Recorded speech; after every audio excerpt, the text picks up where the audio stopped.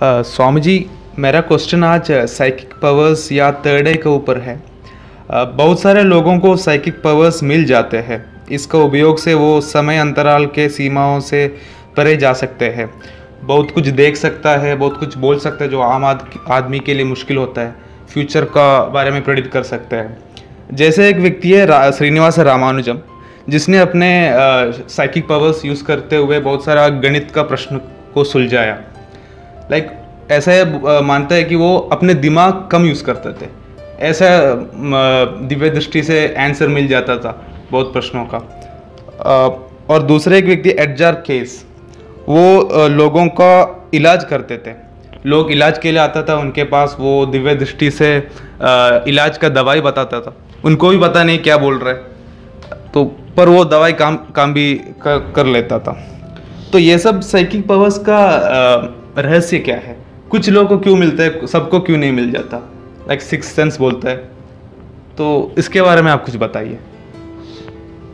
ये जो दूसरा व्यक्ति का नाम क्या बताया? एडजार केस।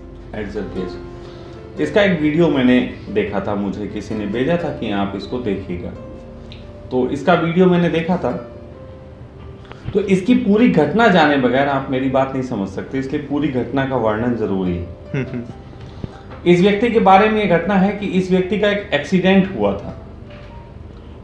एक्सीडेंट होने के बाद ये व्यक्ति ऐसी हालत में पहुंच गया था, कोमा में, कि जहां से इसके बचने की संभावना भी कम थी और डॉक्टरों को समझ में नहीं आ रहा था कि वो क्या करें। ऐसे में इसने उस कोमे की हालत में ही बोलना शुरू कर दिया। इसने अपना इलाज बताना शुरू कर दिया कि ये दवाई से इस तरीके से जड़ी बूटियां पीस के मुझे दो तो मैं ठीक हो जाऊंगा। ऐसे करके उसको बताना शुरू कर दिया। फिर हुआ ये कि डॉक्टर हैरान भी हुए, लेकिन उन्होंने फिर भी वही सब किया जो वो कह रहा था और वो ठीक हो गया। डॉक्टरों को उम्मीद थी ये ठीक होने के बाद भी इसके कई अंग काटने पड़ेंगे, पूरे तरीके से ठीक नहीं हो पाएगा, लेकिन वो दवाई लेने के बाद वो पूरे तरीके से ठीक हुआ। फिर उसके जीवन की घटनाएं हैं कि उसके पास बहुत से मरीज आए और वो मरीजों को एक अचेतन की अवस्था में पहुंच के इलाज बताता था।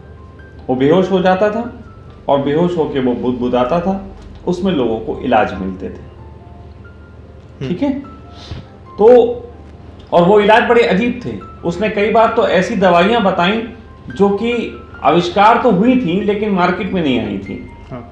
वो दवाइयां फिर यूज की गई और लोग ठीक हुए, लेकिन उसकी सारी ही जो पावर्स थी वो दवाइयों से संबंधित थी। वो दवाई ही बता पाता था। मैं थोड़ा सा इस संबंध में कुछ विज्ञान है जिनको खोलना चाह रहा हूं। पहली बात तो यह है कि इसके संबंध में जब भी कोई करता है, प्रेडिक्ट करता है कि ये क्या था, तो वो अपने तल पे पहुंच के कर देता है। जैसे आध्यात्मिक लोग कहने लगते हैं ये थर्ड आई का चमत्कार है। वो कहने लगते हैं ये थर्ड आई का चमत्कार है। मान लो बहुत से लोग इसको कहेंगे थर्ड आई का चमत्कार, लेकिन जिन्होंने ये कहा वो ऐसा चमत्कार करके दिखाएं तब बात हो। मैं जो कि कहते हैं थर्ड आई का चमत्कार है, वो खुद करके दिखाएं, वो कर नहीं पाते। दूसरे तल पे कुछ लोग इसको एलियंस की घटनाओं से भी रिलेटेड करके देखते हैं। वो सोचते हैं कि एलियंस कोई उसको पावर सपोर्ट कर रही थी। अगर एलियंस को ऐसी कोई अड़चन है या उनकी कोई झंझट है कि उन्हें लोगों पे इलाज देने हैं, तो वो एलियंस इस आदमी का यूज क्यों करेंगे? वो हमारे आकाशवाणी को है, जो है टीवी चैनल्स को, उसमें ज्यादा आसान है कि हैंग करके और दवाइयों का प्रचार कर दें। अगर किसी एलियंस को ये पड़ी है दवाइयों का इलाज करने का, तो वो एक आदमी के मार्फत संदेश दिलवाएं, फिर वो आदमी का प्रचार हो, वो फेमस हो। और ये कहां हो पाया? इतनी इलाज करने के बाद भी फेमस नहीं हो पाया। तो ये एलियंस वाली बात भी झूठ है और थर्ड आई वाली बात भी झूठ है। लेकिन उसको अगर समझना हो तो दूसरे तल पे समझो। मैंने बहुत बार इस चीज का जिक्र किया कि हमारी चेतना जो होती है जो हमारी कॉन्शियस है, वो हमारे शरीर और मस्तिष्क से ज्यादा पावरफुल है। क्योंकि निश्चित ही जब हम मरते हैं माइंड भी होता है, बॉडी भी होती है, फिर मर क्यों जाते हैं? इसका मतलब कोई एलिमेंट ऐसा है जो इसमें कम हो जाता है, उसी एलिमेंट को हम लोगों ने कॉन्शियस कहा। और कॉन्शियस ऐसा ही है जैसे कि एक गाड़ी में एक ड्राइवर। कॉन्शियस के संबंध में जो बात होती है, तो कॉन्शियस के संबंध में अगर हम सहजता से देख पाए तो हम धारणाओं से मुक्त होते हैं। कॉन्शियस कोई बहुत, अब जैसे ही मैं कॉन्शियस की बात कर रहा हूं, ये मैं पहले कह दूं, इसको एकदम कोई बहुत चमत्कारिक चीज ना मान लेना। सामान्य मनुष्यों की एक आदत होती है और बुरी आदत होती है कि वो जैसे ही किसी चीज की तारीफ की जाती है उसे महानता मानने लग जाते हैं। किसी भी चीज की तारीफ कर दो उसे महानता मानने लग जाते हैं और उसके पीछे पागलपन चलने लगता है, और यहीं से सभी तरीके के व्यवसायों का आरंभ होता है। मेरी आदत है, मैं व्यवसाय भी नहीं कहना चाहता, मैं सिर्फ सामान्य सी स्थितियों की बात करना चाहता। मैंने एक बार बताया था कि मेरे जानने वाले एक मित्र थे, उन्होंने सुसाइड कर लिया था, सुसाइड अटेम्प्ट किया था। तो उन्होंने कुछ ऐसे किया था, वो डॉक्टर थे और उन्होंने अपने पैरों में एनेस्थीसिया लगा के और वो लटक गए थे पंखे से। लेकिन जब उनको होश आया तो वो अस्पताल में थे। तो उनको पूछा गया कि, मतलब उन्होंने हैरान होकर पूछा कि मुझे यहाँ कौन लाया? तो पत्नी ने कहा मैं लाई। उसने कहा तू तो मार्केट गई थी, शाम को आने को थी, मैं तो दिन में किया। उसने कहा मैं शाम को ही आई थी। तो उसने कहा 4-5 घंटे बाद तू आई, तो फिर मुझे बचाया किसने? उसने कहा मैं नहीं बचाया। उसने कहा 5 घंटे तक मैं लटका रहा और बचा रहा। उसने कहा आप लटके तो थे लेकिन हाथ से रस्सी पकड़े हुए थे, और तुम 5 घंटे नहीं 10 घंटे लटके रहो। एक और घटना का मैंने जिक्र किया था इससे ही संबंधित कि मेरा एक मित्र मुझे लेके स्कूटर पे, और गर्मियों की समय था, हम लोग एक आज पड़ोस के शहर में क्रिकेट खेलने जा रहे थे। तो पीछे मैं बैठा था, वो आगे था, स्कूटर ड्राइव कर रहा था। हाईवे पे अचानक एक जगह उसने एक बस को ओवरटेक किया। तो जितने हिस्से से ओवरटेक किया उधर से भी एक बस आ रही थी, और बहुत छोटा सा रास्ता था, मतलब इतना ही था कि उसमें से बहुत शार्प केवल स्कूटर ही निकल सकता था, केवल इतना ही स्पेस था। मतलब मैं घबरा गया कि ये क्या इसने किया। तो मैंने एकदम गुस्से में उसको ऐसे करके किया था, क्या कर रहा है? तो उसने इस तरीके का रिएक्ट किया, मैं सो गया था। मैं सो गया था? सो गया था? चला कौन रहा था? वो आदमी जो लटक गया था उसे बचा कौन रहा था? तो इसका जवाब भी मुझे उसी आदमी से मिला, क्योंकि वो डॉक्टर थे। उन्होंने कहा कि एनेस्थीसिया के बारे में जब मैंने खोज की तो एनेस्थीसिया शरीर को सुन्न करता है लेकिन कॉन्शियस को सुन्न नहीं कर पाता। कॉन्शियस को सुन्न नहीं कर पाता। बहुत तरीके के आध्यात्मिक प्रयोग हुए लोगों को अवेकनेस का परिचय कराने के लिए। कई धर्मों में नशे का उपयोग हुआ, कई धर्मों में ध्यान का और तरीके की समाधियों का उपयोग हुआ, लेकिन मुझे लगता है अभी तक एनेस्थीसिया का उपयोग कभी नहीं हुआ। ये मैं इसलिए कह रहा हूं क्योंकि 2 साल पहले मेरी वाइफ का ऑपरेशन हुआ, उसे भी एनेस्थीसिया लगाया गया। एनेस्थीसिया लगाया गया और वो पूरे ही ऑपरेशन के दौरान बड़बड़ाती रही, जैसे बातें कर रही थी। उसने लौट के आके भी बताया ऑपरेशन थिएटर से कि डॉक्टर ऐसा कह रहा था, वो लोग ऐसी बातें कर रहे थे, मेरा ऑपरेशन नहीं हो पाएगा। वो सुन रही थी, सब कुछ सुन रही थी। हम लोग उसे छुपा रहे थे कि कुछ नहीं है, लेकिन उसे पता था कुछ गड़बड़ है। कहने का अर्थ यह है कि चेतना उस अवस्था में जागी रहती है, या ऐसा कह लो कि जिस अवस्था में हम असमर्थ हो जाते हैं अपने आप को संभालने में, वहां पे चेतना हमें संभालने का काम करती है, यदि हमारी चेतना को अभी मरना नहीं है। इसको बोलते हैं जीवेषण। मैं एक बार एक रेलवे लाइन के किनारे से गुजर रहा था। मैंने देखा बिल्कुल पटरी के पास में एक पेड़ है, छोटा सा पेड़, उस पे एक फूल, छोटा सा फूल, ऐसा फूल कि अगर उसे जोर से फूंक मार दो तो उसकी सारी पत्तियां झड़ जाएं।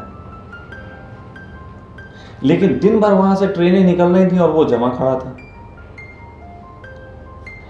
मेरे संग एक लड़का था, उसने मुझसे पूछा, उसने कहा स्वामी जी यार ये फूल तो अद्भुत है, इसको आप क्या नाम देंगे? मैंने कहा इसे मैं कहूंगा जीवेषणा का फूल। जिसमें जीने की चाह है उसे उसकी विल बचाती है।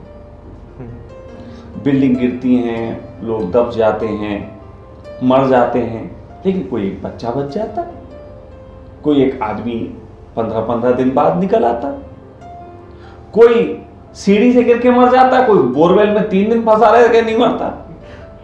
बात है जीवेषणा की। तो इस व्यक्ति के साथ भी ऐसा हुआ कि जिस समय इस व्यक्ति की मृत्यु तक बात पहुंच गई, ऐसी अवस्था में इस व्यक्ति की जीवेषणा, उसकी कॉन्शियस ने उसको वो इलाज बताया डॉक्टर को जो कि ये स्वयं उठ के नहीं कर सकता था। लेकिन वो इलाज कहां से बताया ये एक और रहस्य है।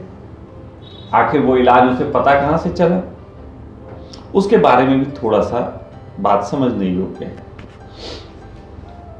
असल में जिस तरीके से हमारा दिमाग उतनी शार्प ड्राइविंग नहीं कर सकता जितनी उस लड़के ने कर ली थी जो मुझे लेके जा रहा था, लेकिन चेतना को वो शार्पनेस पता थी कि कितने के हिस्से से वो स्कूटर निकल सकता है। उसके पास वो कहां से दिमाग आया कि इतने हिस्से से निकल सकता है? क्या चेतना भी कोई पैरामीटर लेके चलती? क्या चेतना के पास कोई नाप थी, उसने नाप लिया और फिर निकल गई? इस बारे में मनोवैज्ञानिकों से अगर पूछो, सम्मोहन विदों से अगर पूछो, तो वो कहते हैं कि हम जो देखते हैं, जो भी सुनते हैं, वो सब कुछ हमारे मस्तिष्क में होता है। जो भी देखते हैं, जो भी सुनते हैं, लेकिन हमें ही वो याद नहीं होता मस्तिष्क के तल पे। लेकिन जब किसी आदमी को सम्मोहित किया जाता है तो वो उन छोटी छोटी घटनाओं का भी जिक्र करता है जिसको वो जागते हुए भी नहीं कर सकता। तो हमारी आंख है जिसने बहुत कुछ देखा है, हमारे कान हैं जिसने बहुत कुछ सुना है, उसके बाद हमारे अंदर साइड में, हमारे जेनेटिक कोड में ये सारी जानकारियां हैं कि जितनी जगहों से हम गुजरे। जैसे एक बच्चा, उसको पता है कि प्यास लगी है तो दूध मेरी मां के पास है, लेकिन वो दूध मां के पास है और वो पीने लगता है। उसे पीना नहीं सिखाया किसी ने, वो उसकी स्मृति में पड़ा हुआ है, क्योंकि मां के पेट से बाहर निकल के ही बच्चा दूध नहीं पीता। जब वो अंदर होता है तब भी दूध पीता है, तब भी वो दूध पीता है, बस स्तन से नहीं पीता, तब वो नार से पीता है। लेकिन नार से तो पिया, लेकिन जब उसकी सेंस जगे, जब उसके होंठ सेंसिटिव हुए, उसे शक करना आया, तो वो स्तन से लेने लगा। उसी प्रकार हमारे अंदर, हमारे जीन कोडों में सभी प्रकार की जानकारियां अवेलेबल हैं, मौजूद हैं। तो जब उस तरीके की उसे बीमारी हुई तो उस बीमारी का उपचार क्या हो सकता है? वो उसके जीन कोड की स्मृतियों से निकल के बाहर आया और उसकी कॉन्शियस के माध्यम से उसने बोला। पर ऐसा भी बोला है कि ऐसा दवाई उसने बताया कि वो बनाया ही नहीं, फ्यूचर में बना पाया। मैं वो भी आऊंगा उस पर, मैं शायद ही कोई चीज छोड़ूंगा। तो उसमें उस आदमी ने वो बता पाया जो उसके जीन कोड में, जो उसके जीन कोड में। ऐसी ही पहले उसने जब बता दिया, बताने के बाद जब उसका इलाज हुआ और वो ठीक हो गया, कहते हैं उसके बाद वो आदमी बदल गया। इसको थोड़ा सा समझें। धर्म जगत में भी जब हमें कई प्रकार के अनुभव होते हैं तो हमारी जिंदगियां बदल जाती हैं। ये भी एक रहस्य है कि जब कोई व्यक्ति धर्म जगत की तरफ बढ़ता है तो उसे रास्ते में कई तरीके की शक्तियां मिलती हैं।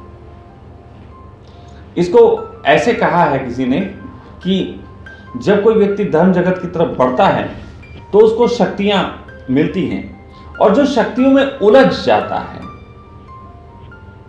जो शक्तियों में उलझ जाता है वो देवत्व को उपलब्ध, वो देवता हो जाता है कि उसके पास एक खास पावर है। उस खास पावर को वो खास वक्त में यूज कर सकता है, वो देवत्व की स्थिति है।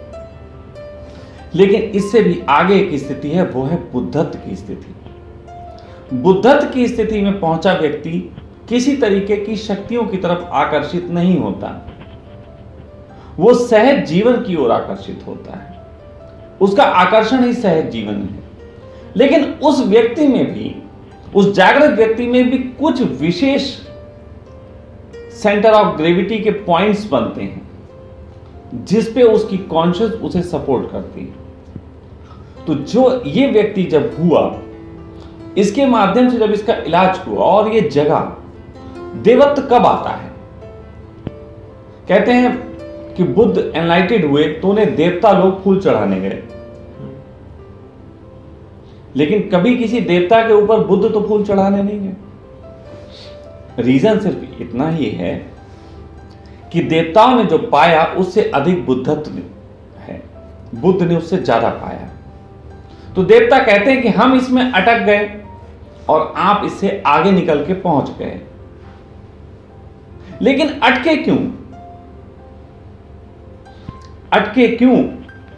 अटके इसलिए कि हमारी जो शक्ति थी उसकी जब तारीफें हुई तो हमें ईगो आ गया और हमने फिर उन्हीं शक्तियों में अपना पूरा जोर दे दिया। जब उस व्यक्ति ने सही होने के बाद उठा होगा तो उसकी जो बातें उसको सुनाई गई उससे उसको ईगो बढ़ा। उसके बारे में अखबार में निकला होगा तो लोग उसके पास उस तरीके के आने लगे। और जो हम एक बार सीख चुके होते हैं अचेतन में भी, जैसे ABCD हमें पढ़ाई जाए, हमने जो सीख लिया वो हम भूलते नहीं। उसी तरीके से एक और बात भी है, ये मैं उन बच्चों को दे रहा हूं जो पेपर करने जाते हैं। हमने बहुत पहले सुना था कि पेपर देने जब जाते हो तो सुबह शक्कर और दही खा के जाओ, इससे पेपर अच्छे होते हैं। मैं बहुत चिंतन किया कि इसमें क्या राज है, तो मैंने एक चीज खोजी।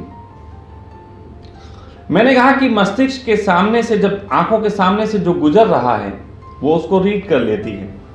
तो किताबों में जो लिखा है निश्चित ही वो जीन कोड से बाहर की बात है, क्योंकि उसकी जो शैली है वो जीन कोड की शैली नहीं। जैसे मुझे जो अनुभव होता है वो किताबी अनुभव जैसा नहीं है, और उसको मैं जब किताब में लिखूंगा तो थोड़ा डिफरेंट तरीके से लिखूंगा। इसलिए बाहर की चीज जब सीखनी हो तो उसको स्कैन करो। तो मैंने एक लड़के के साथ प्रयोग किया, मैंने उससे कहा तू सिर्फ स्कैन कर। वो अच्छा पढ़ नहीं पाता था, इंग्लिश में फेल हो जाता था, डरता था। मैंने उससे कहा तू सिर्फ किताब ऐसे करके उठाओ, सारे ऐसे ऐसे करके लकीरें स्कैन कर। मैंने उसको स्कैनिंग का प्रयोग करवाया 2 दिन पहले उसके पेपर से, और फिर उससे कहा कि तू 22-24 घंटे मस्ती कर, बिल्कुल मस्त रहे, तू अपना सो, टीवी देख, खा पी, मौज कर, और पेपर देने से 1 घंटे पहले तू शक्कर का और दही खा के जा। असल में क्या है कि जब उसने पढ़ा तो उसके मस्तिष्क में वो चीज छप गई। शक्कर क्या करती है? शक्कर है कैलोरी और दही है एसिड। जब ये दोनों चीजें मिलती हैं तो हमारी बॉडी में, हमारी इलेक्ट्रोमैग्नेटिक फील्ड्स में तेजी से रन करने का काम करते हैं। जैसे आप जो दवाई खाते हो, अगर आप 50 mg की, अगर आपको कोई बताए 500 mg खानी, तो आप 500 mg की दवाई की जगह 200 mg की दवाई गुनगुने पानी के साथ लो, 500 mg का फायदा होगा। क्योंकि गुनगुना पानी भी कैलोरी है, वो हमारे शरीर में इलेक्ट्रिसिटी का प्रभाव बढ़ा देता है। साथ साथ एसिड हो जाए तो एसिड हमारे माइंड के न्यूरॉन्स तक में गति बढ़ा देता है। तो इस कंडीशन में हमारे दिमाग में वो क्षमता आ जाती है कि जैसे ही क्वेश्चन आया, अब हमारी चेतना की स्थिति वही है कि वो फंस गई, तो जैसे ही क्वेश्चन आया वैसे ही उसके आंसर की तरफ खोज में निकल पड़ेगी कि कहां है, और जितनी न्यूरॉन्स में गति होगी उतनी ही आसानी से उसके आंसर तक पहुंचेगी और वो उसको लिख के आ जाएगी। इस तरीके से दही का और शक्कर का फायदा होता था। ये मेरी अपनी खोज है, हो सकता है अभी ना हो तो वैज्ञानिक कर लें, इस पर प्रयोग करें। लेकिन वो लड़का पास हुआ, अच्छे नंबरों से पास हुआ। तो ये इस तरीके की चीज जब वो व्यक्ति जागा और उसको लोगों ने तारीफ की, तो वो ईगोइस्ट होके और साथ साथ फील गुड, उसको ईगो बड़ा फील गुड कराता है। ईगो में बहुत फील गुड है। हमारा अहंकार जब तृप्त होता है बहुत अच्छा महसूस करते हैं और दोबारा वो करने की कोशिश करते हैं जिसके कारण हमारा अहंकार पोषित हुआ। तो उस व्यक्ति ने अचानक फिर जब कोई आता था तो फिर अचानक डुबकी लगा देता था अपने अंदर, और वो बेहोश होकर फिर वो दवाइयां बोलने लगता था, क्योंकि एक बार द्वार खुल चुका था, एक शक्ति उसके हाथ लग गई थी। अब वो उसी शक्ति में बार बार डूब जाता था, बार बार डूबता था, तो वो बार बार लोगों के लिए वो इलाज खोज लाता था, लोगों के इलाज खोज के लाता था बाहर की तरफ। और वो तो अभी चलो ऑन रिकॉर्ड है, ऐसे बहुत हमारे लोग रहे हैं जो इस तरीके के उपचार बताते रहे। अब संजीवनी बूटी का आविष्कार देखो ना, बताया था कि संजीवनी बूटी लाओ। अब कोई व्यक्ति लंका में है और संजीवनी बूटी हिमालय में मिलती है, तो निश्चित ही लंका से कोई हिमालय पहले कभी गया ही नहीं था, क्योंकि बीच में राम सेतु तो राम ने बनाया था। तो वो जो वैद्य थे उन्हें कैसे मालूम कि वो बूटी हिमालय में मिलेगी? तो निश्चित ही कुछ चीजें अंदर जगत की होती हैं जिसमें डुबकी लगाने पे आदमी को वो अनुभव मिलने लगते हैं। लेकिन ये ऐसा ही है कि आपने किसी खास विषय पे मास्टरेट कर रखा है। अब कई लोग ऐसे कहेंगे कि फिर वो आप करके दिखाओ। वो इसलिए नहीं संभव है क्योंकि करने की भाषा में मैं बात ही नहीं करूंगा। जो जागा है वो करने की भाषा में बात नहीं करेगा। हाँ, एक चीज में मेरी कॉन्शियस मुझे मदद करती, क्योंकि वो मेरा सेंटर ऑफ ग्रेविटी, कि मैं जानूंगा और जानूंगा, और इसके लिए मैं प्रयास नहीं करता। मैं तो बार बार कहता हूं, कई बार कह चुका हूं, मुझसे प्रश्न पूछो मैं उत्तर दूंगा। और इस बारे में मैं कोई स्टडी नहीं करता। और मैं भी बिल्कुल वही बात कहता हूं जो वो व्यक्ति कहता था कि मुझे पता नहीं मैं कर कैसे लेता हूं। मोहम्मद साहब भी ऐसे ही कहते थे, उनकी सेंटर ऑफ ग्रेविटी थी कि उनसे कुरान उतरती थी। तो जब कुरान उतरती थी लोग कहते थे कैसे, क्या मुझे पता नहीं कैसे, मैं अरबी में बोल जाता हूं, मैंने तो अरबी पढ़ी नहीं। ये सेंटर ऑफ ग्रेविटी की थी। किन्हीं चीजों पे हमारी सेंटर ऑफ ग्रेविटी, मतलब बुद्ध पुरुषों की भी सेंटर ऑफ ग्रेविटी किन्हीं जगहों पे उनको सपोर्ट करती है। जैसे पुनर्जन्म की स्मृतियों पे बुद्ध को सपोर्ट किया, लैश्याओं के ज्ञान पे महावीर को सपोर्ट किया, कुरान उतरने में कुरान की आयतें उतरे, इसमें सैकड़ों हजारों चेतनाओं ने मोहम्मद का उपयोग किया। मेरे साथ भी बहुत सी मैं बातों के जवाब दे पा रहा हूं बिना किसी पढ़े लिखे व्यक्ति होने के बाद भी, वो भी मुझे सपोर्ट ही है। लेकिन कोई आए और कहे कि मैं ये करके दिखाओ, मैं नहीं कर सकता, कोई भी नहीं कर सकता। जैसे उसी आदमी के पास जो तुम्हें दवाइयों का ज्ञान दे रहा, उसके ही घर में मैं अपनी पेंसिल खो दूं और उसको बोलो ढूंढ के दिखा, वो नहीं दिखा सकता, उसको वो नहीं कर पाएगा। यहां एक दूसरे की उस पर बात नहीं है, बात यह है कि कौन से तत्व को पाके मैं आनंदित हुआ, तो मैं अपने से सेटिस्फाई हूं, मुझे अपने में आनंद है। अब इसी का कोई उपयोग कर लेता है अपने बारे में जानने के लिए तो मैं कर लेता हूं। हां, इस मामले में मेरे डायमेंशन थोड़े से भिन्न हैं। मैं केवल स्पिरिचुअली नॉलेज की तरफ नहीं, किसी भी प्रकार की नॉलेज की तरफ बात करने को तैयार हूं।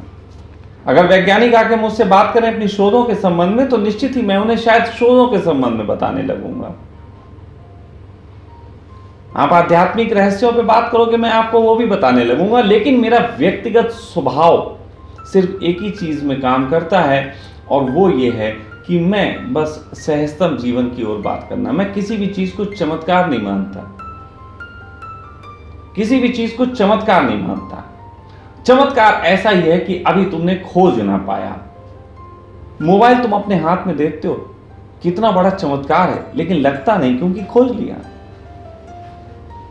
आज से 100 साल पहले कहते मोबाइल कितना बड़ा चमत्कार था। तो चमत्कार वही है, अभी आज की तारीख में वो चमत्कार है जो कल की तारीख में हमारे लिए सहज बात होने वाली है। तो इसलिए मैं सहजता पे ही निर्भर रहता हूं।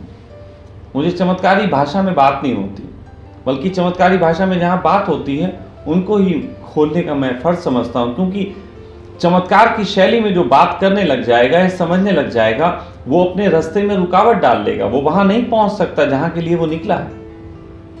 अगर वैज्ञानिक चमत्कार की भाषा में बात करेंगे, कभी कभी प्रयोग नहीं कर सकते।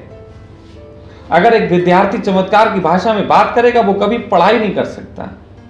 अगर एक आध्यात्मिक व्यक्ति कभी चमत्कार की भाषा में बात करेगा, वो सहजता को उपलब्ध नहीं हो सकता। तो आप वहां नहीं पहुंच सकते जिसके लिए आप निकले हो, यदि आप चमत्कार की भाषा में बात करते हो। तो इन लोगों के साथ जो हुआ वो इस तरीके से हुआ। अब तुम्हारा क्वेश्चन कि उसने कुछ दवाइयों के नाम ऐसे भी बताए जो भविष्य में इजाद हुई, तो मैं यहां पे एक और चीज कह देने वाला हूं कि जब भी कोई व्यक्ति अपने अंदर डूब के कोई बात कहता है,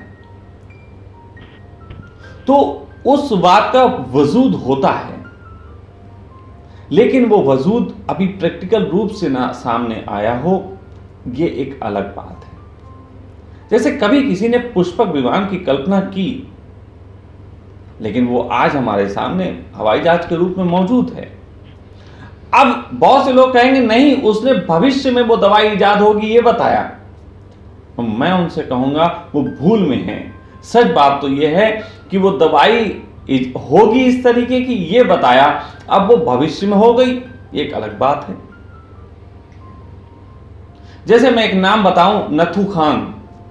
अब नथु हिंदू नाम है, खान मुस्लिम है। मैं कहूं एक नथु खान नाम का व्यक्ति होगा, हो सकता है अभी ना हो, किसी वक्त हो जाए। तो कहा स्वामी जी बड़े महान थे, एक नथु खान के नाम बारे में बता गए थे। ऐसा कुछ भी नहीं है। जितने भी नाम आप सोच सकते हो वो सब कभी ना कभी होने ही वाले। और उस आदमी की बीमारी के बारे में भविष्य में जो उसने नाम बताया था, अब भविष्य में वो नाम से दवाई तो बनी, लेकिन तब तक शायद वो आदमी नहीं रहा होगा जिसके बारे में बताया था। तो ये प्रयोग कैसे करोगे कि वो दवाई इसी के लिए थी? उस नाम की एक दवाई बनेगी, उस नाम की एक दवाई होनी चाहिए, ऐसा उसने कहा। लेकिन भविष्य में बनी तब तक वो व्यक्ति नहीं था जिसके लिए बताई थी। तो जिन भी नामों को आप लोगे, इस अस्तित्व में जितने भी नाम आप ले सकते हो ले लो, वो सब कहीं ना कहीं होंगे। हाँ, ये बात जरूर है, मैं उस पर संदेह इस तरीके का नहीं कर रहा कि वो गलत बता रहा था, वो सही बता रहा था। वो अपने तल में डूब के जो बता रहा था वो सही बता रहा था। क्योंकि शोध क्या है? शोध भी वही है जो हमारे अंदर है। हमारे अंदर जितनी भी चीजों की नॉलेज मौजूद है वो प्रैक्टिकल रूप में बाहर आ जाती, यही शोध है। नॉलेज तो अंदर मौजूद है। जिन भी लोगों ने काम किया, जिन भी लोगों ने कुछ चमत्कारिक बातें कही, लोगों की नजर में कुछ अद्भुत कहा, वो सभी वो लोग थे जो दिमाग का बहुत अधिक इस्तेमाल नहीं करते थे। दिमाग का अधिक इस्तेमाल नहीं करते थे। इसका सेंस क्या है? इसका सेंस ये है कि दिमाग का ज्यादा इस्तेमाल नहीं करने पे आपकी चेतना को आपके दिमाग पे कंट्रोल करने में आसानी हो जाती। एक कहानी है, मैंने पहले कई बार सुनाई, आज फिर सुनाता हूं, यहां काम आएगी। कहते हैं कृष्ण बैठे खाना खाते थे, रुक्मिणी पंखा करती थी। अचानक कृष्ण उठ के भागे। रुक्मिणी बोली क्या हुआ? वो भागे, वो चिल्लाती नहीं, वो भाग गए। फिर अचानक द्वार तक पहुंच के वो वापस लौटे और बैठ के खाना खाने लगे। तो रुक्मिणी ने कहा क्या हुआ?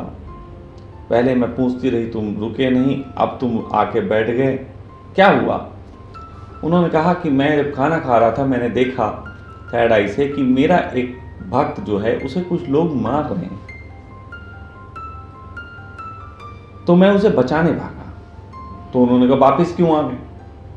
उनका वापिस इसलिए आ गया कि वो अपने डिफेंस के लिए पत्थर उठा लिया था। तो जिसने अपना डिफेंस खुद करना है, उसका मैं डिफेंस क्यों? धर्म की यही खूबी है, जो परमात्मा पाने निकलेगा वो कभी नहीं पा पाएगा।